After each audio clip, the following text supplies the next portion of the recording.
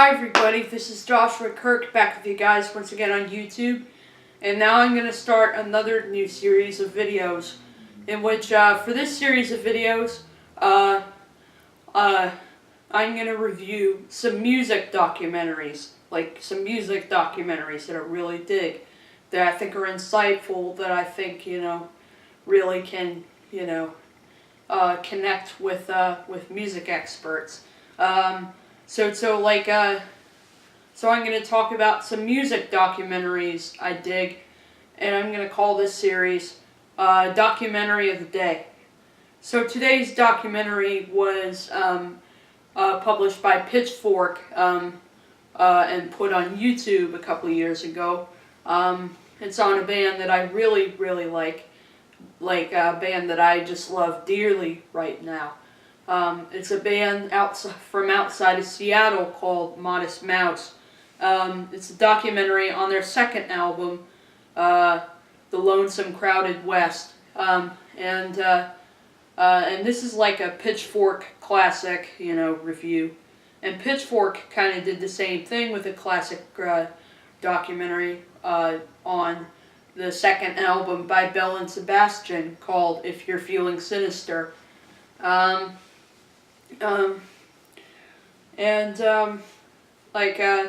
I wanted to talk about this documentary. I don't own it on DVD or anything because it's not on DVD, it's just on YouTube, but I wanted to talk about it because it's such an insightful documentary. It talks a little bit about, what the Lonesome Crowded West is kind of about. It's about, basically dehumanizing of America and how much... And Isaac Brock, the frontman of Modest Mouse, is so honest with his words in both his lyrics and his interviews. And I feel in this one he's particularly honest. He talks about how the dehumanizing and paving of the West kind of bothers him a little bit, which is has to do with shopping malls and, kind of cute little towns turning into commercialized shopping mall towns. He talks about how much that kind of bothered him when he moved outside of Seattle in a town called Issaquah. He was pretty heavy-handed about them being from Issaquah because he didn't want to get pigeonholed as a Seattle band or a band from Olympia or anything like that. And in Seattle, a lot of what was popular in the 90s was grunge, while in Olympia things got a little stranger and it had kind of the indie rock scene with all kinds of indie rock bands kind of forming, in and out and stuff. And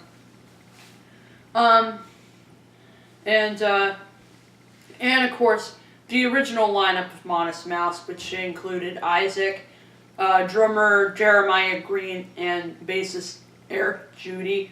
They basically kind of talk about kind of the beginning of the band's career, as well as one of the guys from Up Records, Pete Ritchie, which Up Records used to be the label for the band before they moved to Epic, which is a Sony label. So Modest Mouse is one of the first indie rock bands to sign with a major label.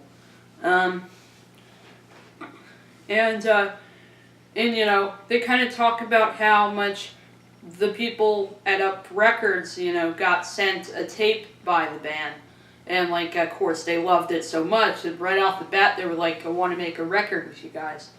So, they started kind of helping them out with their first album called This Is a Long Drive for Someone with Nothing to Think About. And their first album's a really good album. I really like the song Breakthrough. I really like, Dramamine and some other great songs on that include songs Talking About a Pretty Sunset. That's a great song. And then other great songs in there include the song Lounge. The song Lounge I really like. There's lots of great stuff on that album. half of the songs on that album are like kind of, you know, screamy rockers, and some of the other ones are like more brooding numbers. Songs like Custom Concern are kind of like that. And so is Talking About a Pretty Sunset, which is just a great song off that album. And it has some segments in there from the old documentary by the band called Untitled that was pretty much was out during the time Lonesome Crowded West was out. So it features segments from that documentary in there, with like segments in there with like Elliott Smith, who sadly died in 2003, which is sad because he was one of the greats in music. And then of course it also includes a segment from that Untitled documentary with the founder of Up Records, who like died of leukemia in 2000. And obviously it features some live footage, and like obviously talks about how, you know, bands like Built to Spill were really influential on the band. I haven't heard Built to Spill much, but I'm gonna have to check them out because I hear they're great, and they're pretty much a band that I think anyone who digs Modest Mouse would really dig.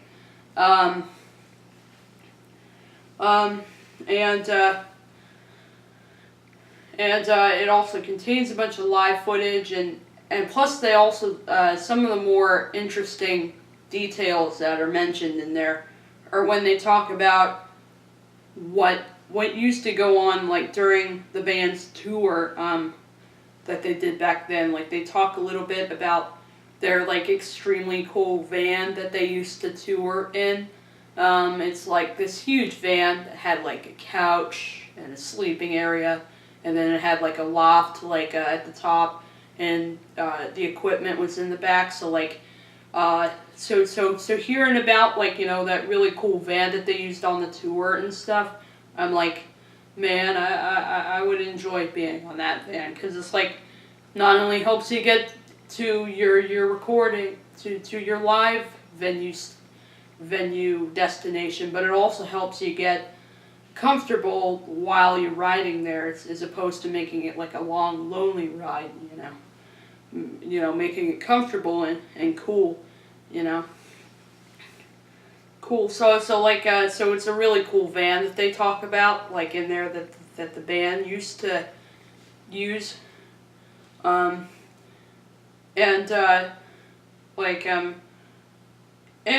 they do mention some of the songs from the album. In particular, the songs that they kind of document about are the songs like Trailer Trash, Trucker's Atlas, Bankrupt on Selling, Teeth Like God's Shoe Shine, Doing the Cockroach, and Cowboy Dan. Trailer Trash, you know, kind of like when they talk about that song, Isaac talks about when he was in like third and fourth grade, he used to live in like this trailer park, and you know, he'd like, you know, ride his bike as a kid, and it'd be like a neighborhood to him. And he says, to be honest, it was fine. So it's like, you know, pretty funny that like he made it sound like horrible in the song's lyrical concept, but like, you know, in reality it was fine. But, you know, the cool thing about Modest Mouse is that they never really take themselves too seriously. They definitely have plenty of sense of humor, like Isaac does. So they like turn like some really mundane things that are kind of corny, and they turn it into like pop culture references, which I think is really smart of them. So like, so I really like how Modest Mouse kind of have that little bit of sarcasm, a little bit of irony in their lyrics that sort of shows they can make a good song, even if it doesn't sound realistic, really.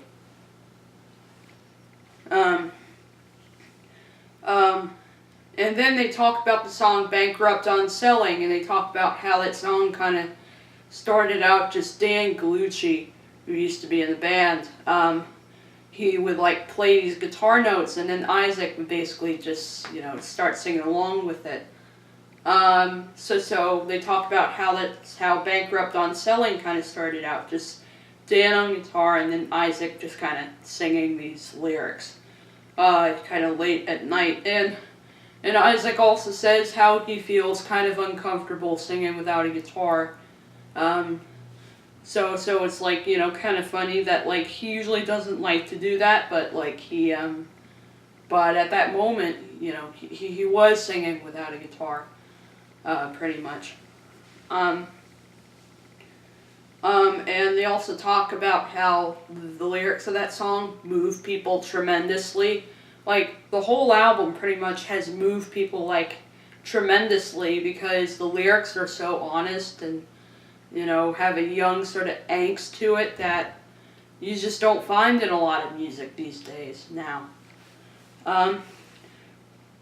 Trucker's Atlas is one song that had a lot of weird tricks going on with the recording on it. It has, it started out with basically Jeremy doing this little drum groove. So it sits on a little constant groove that's like, so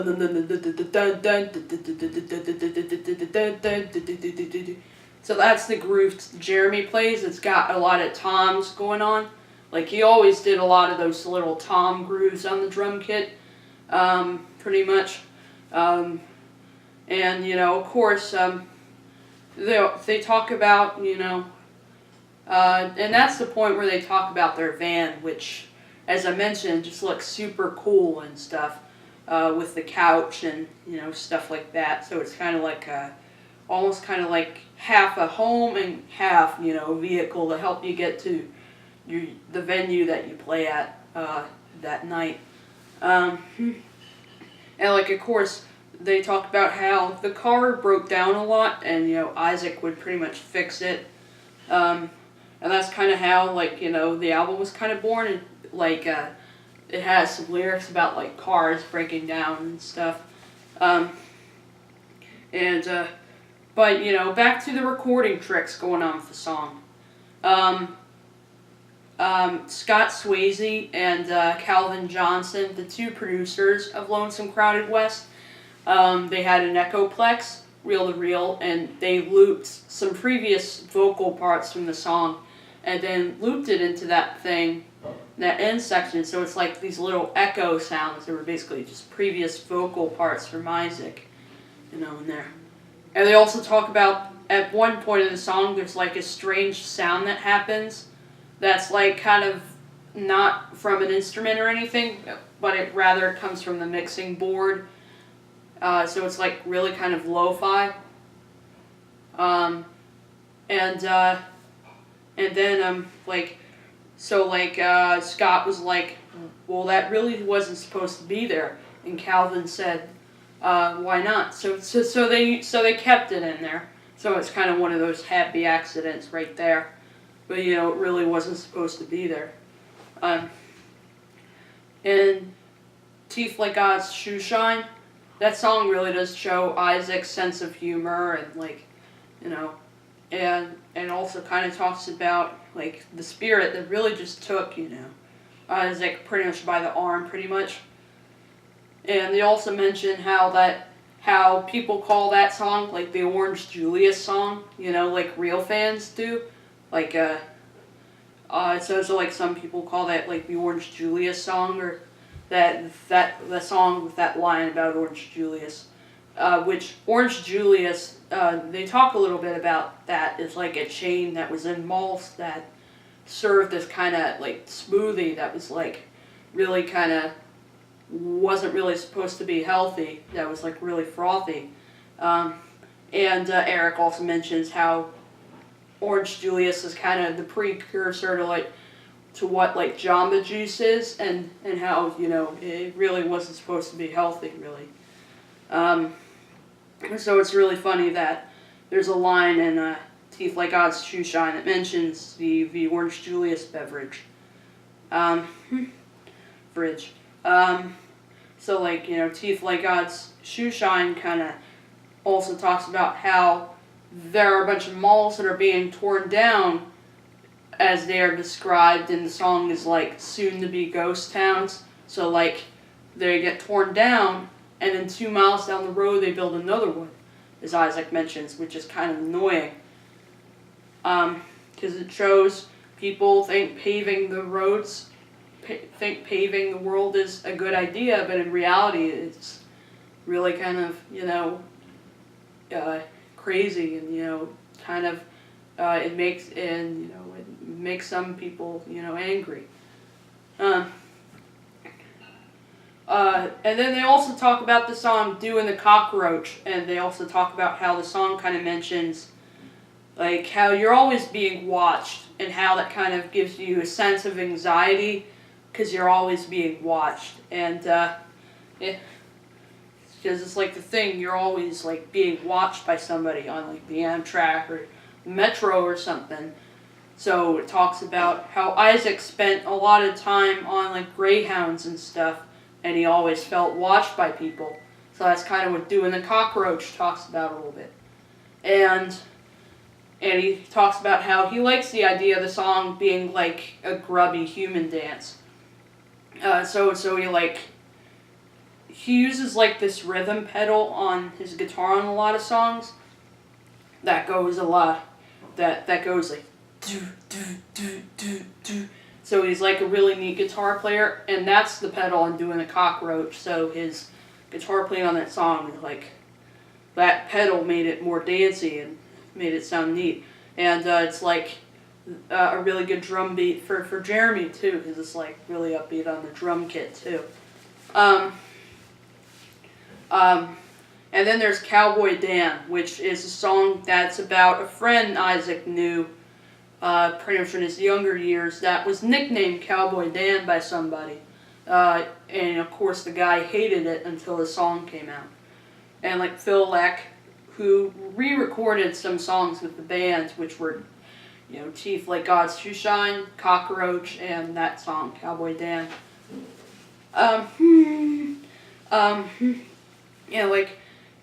Phil Leck originally kind of thought that as like a joke song.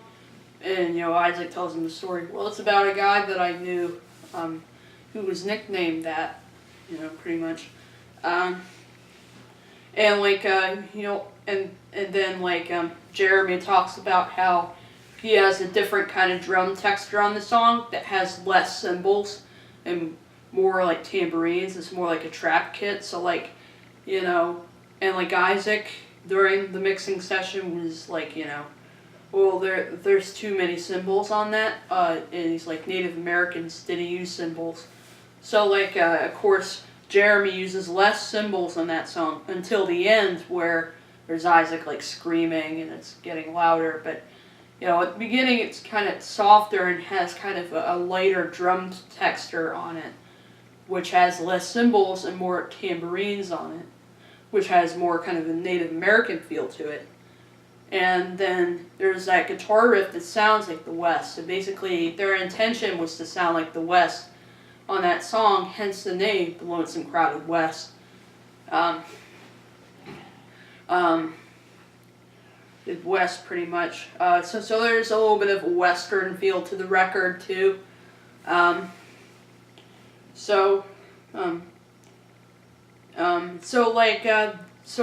It's a really great documentary. It really does give some insight about the album. Like, this isn't like a VH1 behind the music story. This isn't like a story that has to do with like drugs or groupies or something like that.